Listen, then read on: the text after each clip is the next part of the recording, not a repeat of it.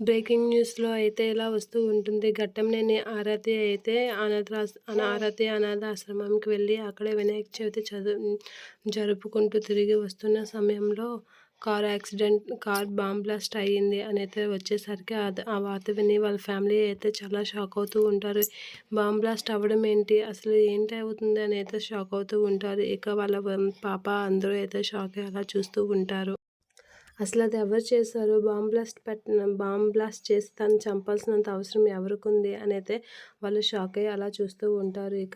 ఇక తనని చంపడానికి ఎవరు ప్రయత్నిస్తున్నారా అని ఆలోచిస్తూ చాలా టెన్షన్ పడుతూ ఉంటుంది ఆరాధ్య ఫ్యామిలీ. ఇక శరత్ చంద్ర అయితే మళ్ళీ చనిపోయిందని తెలుసుకొని మల్లికైతే పిండం పెడుతూ ఉంటాడు. అలా తన ఇంట్లో మల్లికైతే పూజ చేస్తూ పిండం పెడుతూ ఉంటారు. ఇక అక్కడ అరవింద్ వీళ్ళందరూ అయితే అక్కడ నిల్చొని చూస్తూ ఉంటారు. ఇక శరత్చంద్ర అయితే మల్లికి పిండం పెడుతూ ఉంటే మాలిని మాత్రం ఏమీ తెలియకుండా తన రూమ్లో అయితే చిన్న బేబీ డాల్ని పక్కన పెట్టుకొని పాపకి జో కొట్టినట్లుగా ఆ పాపని పెట్టి మాలిని కూడా బొజ్జుంటూ ఉంటుంది. ఇక శరత్చంద్ర పిండం పెట్టడం మాలినికి తెలియకుండా నెమ్మదిగా కానిస్తూ ఉంటారు. ఇక వసుంధర అరవింద వీళ్ళైతే మరి శరత్చంద్ర పిండం పెట్టే వరకు అలా చూస్తూ ఉంటారు. మాలినికి తెలియకుండా అయితే ట్రై చేస్తూ ఉంటారు. మళ్ళీ చనిపోయిందని చాలా బాధపడుతూ ఉంటాడు అరవింద్.